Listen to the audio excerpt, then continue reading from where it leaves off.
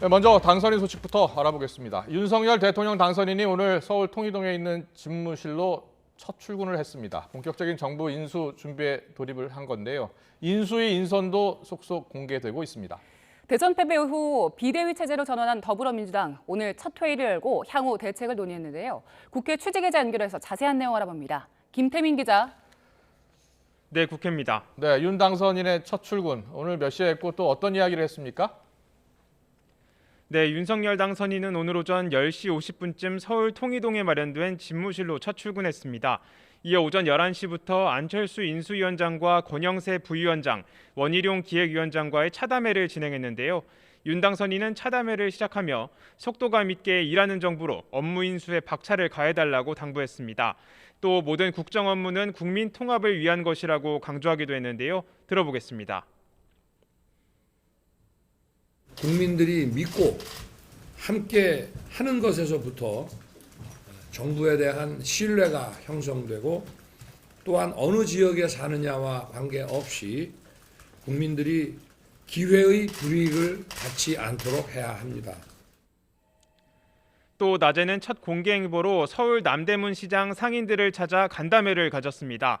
윤 당선인은 상인들에게 중산층이 튼튼하게 국가 경제와 사회를 받쳐줘야 나라도 걱정이 없다며 인수위 때부터 준비해 취임 후에는 속도감 있게 공약을 확실히 실천하겠다고 강조했습니다.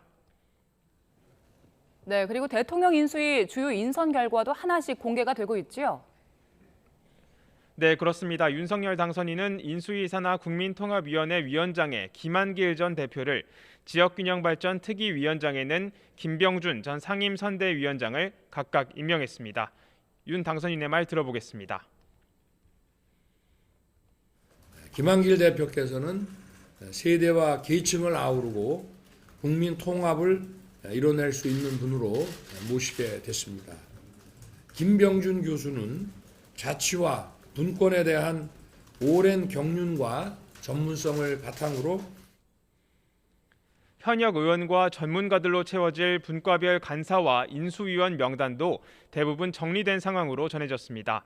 안철수 인수위원장은 오늘 오후 국회에서 열린 첫 기자 간담회에서 기획조정 분과 인수위원회 국민의힘 추경호 의원과 국민의당 이태규 의원, 최종학 서울대 교수를 각각 임명했다고 밝혔습니다. 안 위원장은 이들과 함께 인수위 전체 운영 기획을 수립하고 분과별 활동 지침을 마련할 기획이라고 설명했습니다.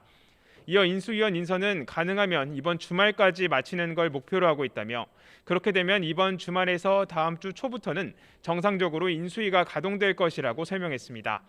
안 위원장은 또 새 정부 첫 국무총리 취임 가능성을 묻는 질문에 지금은 자신이 맡은 일에 집중하자는 생각 외에는 머릿속에 들어있지 않다고 답했습니다.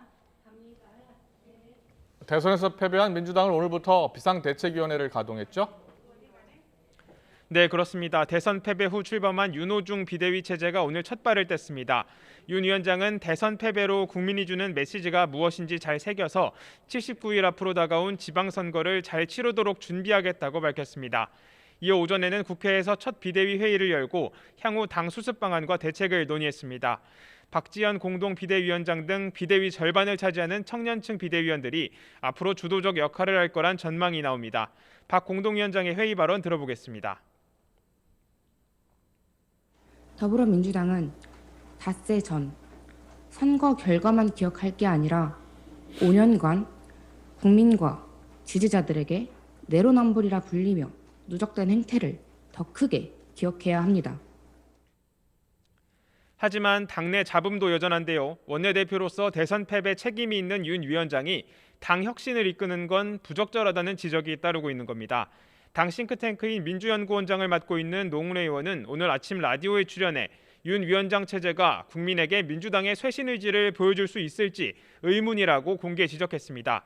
또 김두관 의원도 이재명 상임고문이 비대위원장을 맡아 당 쇄신 작업을 진두지휘해야 한다는 주장을 굽히지 않았습니다. 이처럼 비대위가 첫 발을 뗀 뒤에도 당내 이견이 터져나오는 가운데 당분간 이어질 혼선을 수습하는 것이 중요한 과제가 될 것으로 보입니다.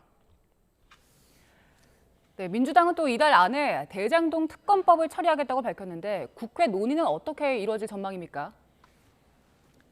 네, 앞서 윤호중 비대위원장은 이달 안에 이른바 대장동 특검법을 처리하겠다는 의지를 공개적으로 밝혔습니다. 대선 과정에서 윤 당선인 역시 특검 도입에 원칙적으로 동의했던 만큼 논의를 미룰 이유가 없다는 겁니다. 윤 위원장은 오늘 아침에도 취재진과 만나 민주당은 중립적인 상설특검법을 활용해 대장동 특검을 추진하겠다고 밝혔는데요. 윤 위원장의 말 들어보겠습니다. 저희가 내놓은 안을 중심으로 논의가 가능할 거로 보고 있고요. 법사위에서 좀 더 세심히 이 논의가 이루어지지 않을까 생각합니다. 하지만 이에 대해 국민의힘은 곧장 제동을 걸고 나섰습니다. 김기현 원내대표는 대장동 의혹의 몸통 규명을 위해선 중립적이고 공정한 특검을 임명해야 한다며 여권에 유리한 상설특검법이 아니라 자체특검법을 도입해 1차 특검 추천 권한을 대한변호사협회에 줘야 한다고 주장했습니다. 들어보겠습니다. 대장동 몸통 규명을 위해 중립적이고 공정한 특별검사를 임명하는 데 민주당이 실천으로 협조해 주시기를 바랍니다. 도둑이 도둑 잡는 수사관을 선정하겠다는 꼼수는 더 이상 안 통합니다. 특검 도입 방식을 두고 벌써 여야의 힘겨루기가 시작된 것으로 보이는데요. 새 정부가 출범도 하기 전부터 이처럼 대장동 특검을 놓고 여야 신경전이 시작되면서 앞으로 국회 협치에도 적잖은 난항을 예고하고 있습니다. 지금까지 국회에서 YTN 김태민입니다.